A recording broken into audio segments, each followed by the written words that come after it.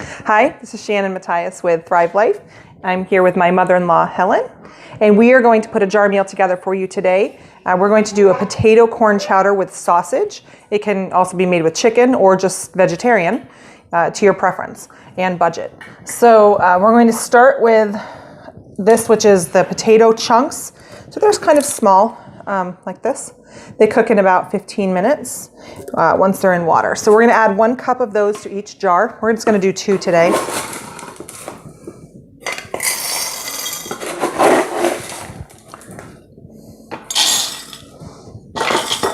Good. And we're going to do 1 cup of corn. The corn is really, really good. It's very light. Hardly weighs anything. And it's very good just to stack on plain. We enjoy that a lot. We just open up a can and eat it. Okay, so there's corn. We're going to add a cup of sausage crumbles. And these are, yes, they're freeze-dried meat. And so we just open this up. We usually have a can of this open at our house because we like to add it to eggs or anything like that. So here we are. We've got potatoes, corn, and sausage.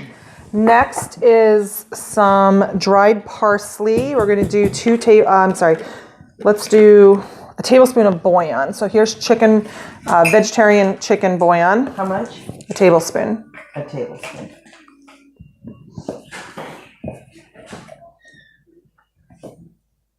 This is one of the most economical meals, especially if you leave out the sausage. We often leave out the meat altogether.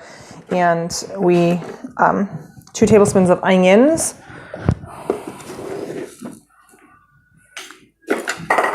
These come together really fast. We do this usually 2, 4, 6, even 8 at a time, and then we just store them in our pantry. They have a 2 to 3 year shelf life once we put them with an oxygen absorber in the cupboard. So here's parsley. So they go together really quickly. We just lay everything out. You can see we just have it all out here, and we just line up our jars and just pile it in. And that way it makes for a really quick, fast lunch during the middle of the day. We're homeschool, so we just pull it out. My girls can just add water to it and get it moving. And here's powdered milk, half a cup.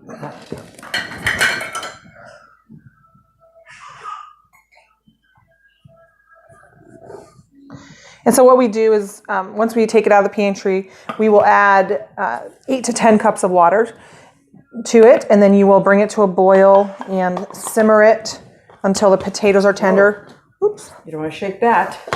Powder. Tap them down. Yeah. If you tap them down, then it kind of like the powder stuff goes between the vegetables, and it makes more room. So we need the cheese. Flour. Yeah. A fourth, go ahead, either way. Flour and the cheese powder are both quarter cup. Yep, quarter cup of flour. That's the cheese blend. It's a cheese blend. It's basically a variety of cheeses mixed together, and they puree it to make a powder. And then a quarter cup of flour for our thickener. So here's that. We're just using all-purpose flour, but if you are gluten-free, you can take the same meal and just use as a thickener. You can use arrowroot or, you don't want to use arrowroot because that doesn't work with dairy. That makes it kind of clumpy. But I'm trying to think. Well, one, you don't even have to add one. You could actually add mashed potatoes as a thickener instead of the flour. And so we could do that. And then we have garlic powder, a teaspoon of garlic powder. And so the way that we do this, because it's the most economical, because we purchase in number 10 cans, either by the can or by the case. And so we often buy corn and peas by the case because that's just really the most economical way to do it. And so this is not just saving money, but time. And for me, time is money. It's an opportunity cost, right? So we can spend a couple hours one day putting a bunch of meals together, this being one of them. And then we have meals, 24 meals or so that we have ready to go that we can use whenever. So we've got salt and pepper we're adding as well. Okay. All right.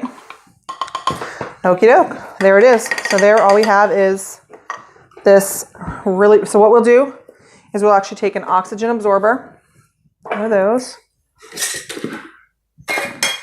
Okay. There we go. And then we put where's that bag? Oh, it's down here. I think I need to get a couple more. We'll just use canning lids here. I'm going to wipe that one off. It's a little. So we just add so you can just say, we just throw it on top. And what that does is it absorbs the oxygen in the jar so that it doesn't oxygenate the food. Right? Is that the word? No, it oxidizes the food. We don't want to oxidize the food. And then it preserves this so it has a longer shelf life. So there you go. Easy enough. So there you have potato corn chowder anytime you want it in about 15 or 20 minutes. Thanks.